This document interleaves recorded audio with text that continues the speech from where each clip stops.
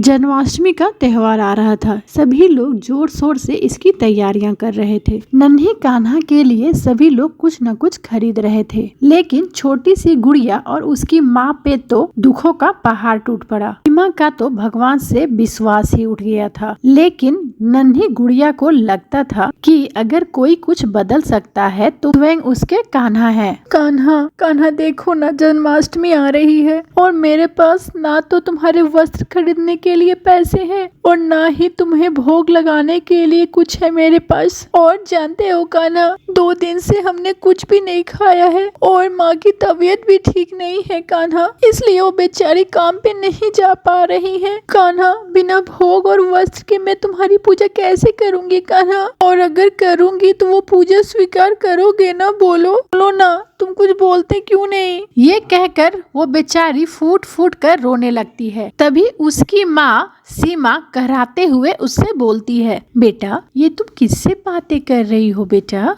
वो तो पत्थर है, पत्थर, और पत्थर से कुछ कहकर क्या फायदा? मैंने कितनी पूजा की इनकी, कितने उपवास किए इनके, लेकिन बदले में मुझे क्या दिया? बदनामी। आज सभी लोग हमें बेईमान कहते हैं। तुम्हारा स्कूल छूट गया, हमारा घर छूट गया, हमारे खाने के लाले पड़ गए, लोग पीठ पीछे हमें चोर बुलाते हैं। यदि कान्हा की भक्ति से यही मिलता है तो मुझे नहीं करनी इनकी भक्ति। तू भी मत कर बेटा। ऐसा मत कहो माँ, ऐसा मत कहो, वो सब ठीक कर देंगे माँ। जैसे मेरे कान्हा ने जेल तोड़कर जन्म लिया था, वैसे ही हमारे जीवन में चमत्कार होगा माँ, तुम देखना जरूर होगा माँ। दूसरी ओर रात के 12 बज रहे थे। जेलर खुराना सिंह अपने सिपाहियों के साथ जेल के गश्त पे निकला था। अभी कुछ दिन पहले ही उसका तबादला इस जेल में हुआ है। खुराना सिंह थोड़ा कड़क टाइप का आदमी था। उसे गलत बात जरा सा भी बर्दाश्त नहीं होता था। रात में चक्कर लगाते हुए वो देख रहा था कि सब कुछ ठीक तो है ना। इसी क्रम में वो जेल नंबर 10 के पास पहुंचा।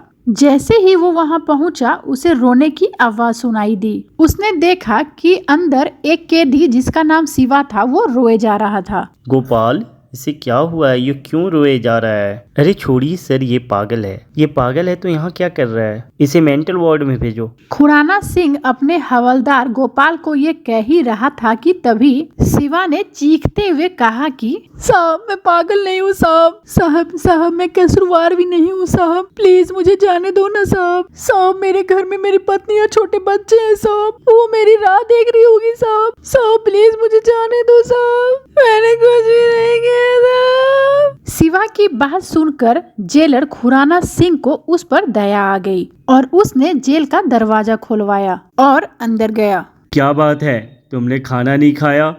अरे सर, मैंने कहा ना ये पागल है, ये इसी तरह करता है। पिछले 10 महीने से मैं इसे देख रहा हूँ। ये तो कभी कभी 3-4 दिन तक खाना ही नहीं खाता है। ये हमेशा बोलता है मेरी पत्नी और बच्चे भूखे होंगे तो मैं कैसे खा सकता हूँ। गोपाल की बातें सुनकर शिवा फिर से रोने लगा। साहब मैं इन लोगों से कह कर थक गया हूँ साहब, लेकिन ये लोग मेरी बात नहीं मानते। मैं पागल नहीं हूँ साहब और मैंने कोई भी गुनाह नहीं किया है। मुझे छोड़ दीजिए साहब, मुझे छोड़ दीजिए। जेलर खुराना सिंह उससे कुछ नहीं कहा और जेल से बाहर निकलकर अपनी ऑफिस में चला आया और वहां आकर शिवा की फाइल पढ़ने लगा। शिवा एक सरकारी ऑफिस में एक अच्छे पद पर काम करता था। सरकारी काम के कई सारे टेंडर उसी की निगरानी में पास होते थे। शिवा बहुत ही ईमानदार आदमी था, उसे जरा सा भी बेईमानी पसंद नहीं थी। एक दिन की बात है, वो अपने दफ्तर में एक टेंडर की फाइल चेक कर रहा था। तभी शहर का एक बड़ा बिल्डर त्रिवेदी उसके पास आया और बोला,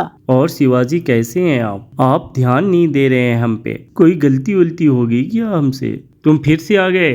तुम्हें कितनी बार कहा यहाँ आने की जरूरत नहीं है। अरे कंट्रोल कंट्रोल शिवाजी, आप क्यों इतना ब्लड प्रेशर बढ़ा रहे हैं? कहीं आपको कुछ हो गया तो आपकी बिटिया और भाभी जी का क्या होगा? अपनी बेटी और बीवी के बारे में त्रिवेदी के मुंह से सुनने के बाद शिवा को और गुस्सा आ गया। उसने त्रिवेदी को डांटते हुए कहा, तुम्हें कोई जरूरत नहीं है मेरे बीवी और बच्चे की चिंता करने की। अभी मैं जिंदा हूँ उनके लिए। शिवाजी, यही हम भी चाहते हैं कि आप जिंदा रहें। आप मेरा बात नहीं मानते हैं और मेरा टेंडर पास नहीं करते हैं तो पता नहीं क्या होगा। मुझे डरा रहे हो शिवा को? मेरे ऑफिस से निकल जाइए, मैं गलत काम नहीं करूँगा। शिवाजी ज़्यादा भावुक मत होइए और अपना कीमत बताइए। अरे मैंने कितनी बार कहा मैं बिकाऊ नहीं हूँ।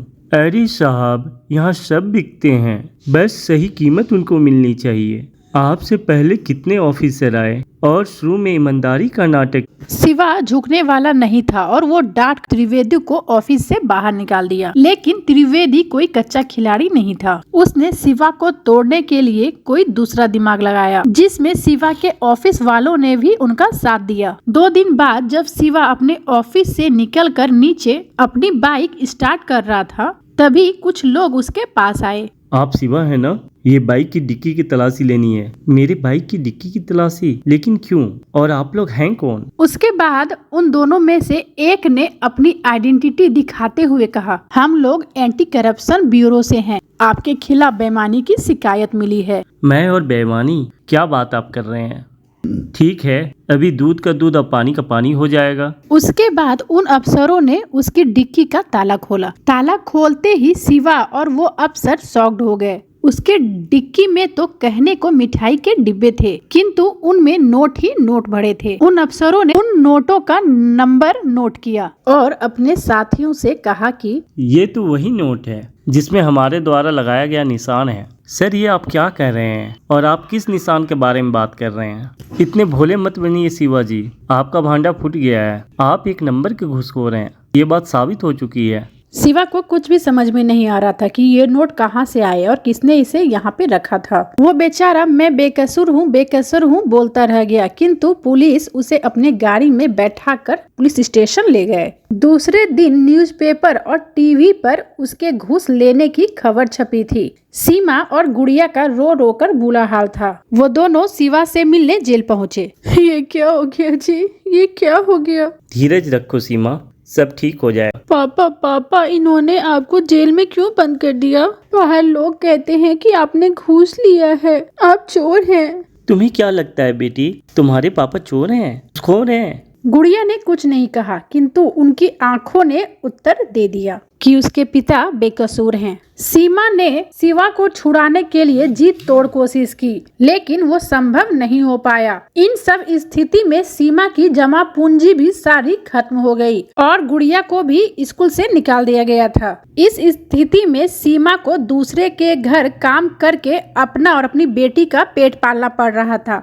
शिवा की फाइल पढ़कर जेलर खुराना को पता नहीं क्यों लगा कि वो बेकसूर है। अरे ये फाइल पढ़ के तो लग रहा है शिवा बेकसूर है और एक बेकसूर को सजा मिलना गलत। इसके बाद जेलर खुराना ने उसके परिवार का पता लगाया, जिससे उसे पता चला कि वो लोग बहुत गरीबी में अपना जीवन यापन कर रहे हैं। उसे और भी यकीन हो गया कि शिवा बेकसूर है। धीरे धीरे करके जेलर खुराना ने सारे सबूत इकट्ठे किए और उस बिल्डर त्रिवेदी को गिरफ्तार किया। आज जन्माष्टमी का त्योहार है। गुड़िया के घर पर दस्तक होती है। गुड़िया दरवाजा खोलती है। दरवाजे पर उसके पिता और जेलर खुराना खड़े थे। माँ, मैं कहती थी ना, देखो पापा आ गए। माँ देखो, पापा आ गए। सीमा भागती हुई बाहर आई। अपने पति को देख उसके आंखों में आंसू आ गए। शिवा ने बताया कि कैसे जेलर खुराना ने उसकी मदद की है। दोनों माँ बेटी रोते हुए जेलर खुराना के पैरों पर गिर गए। देखिए, आप लोग रोइए मत, अब तो आपके आंसू के दिन खत्म हो गए। आपकी बेटी ने सही कहा, कान्हा चमत्कार करते हैं। देखिए, चमत्कार हो गया। कोर्ट ने शिवा को बाइज्जत बरी करने के साथ साथ उसे उसकी नौकरी भी लौटा दी है। कान्हा पर गुड़िया का विश्वास रंग लाया। जन्माष्टमी पर कान्हा ने उस घर की खुशियां फिर से वापस कर दी। इसके बाद गुड़िया अपनी मम्मी सीमा और अपने पिता शिवा के साथ कृष्ण जी के पास हाथ जोड़े और उन्हें धन्यवाद किया।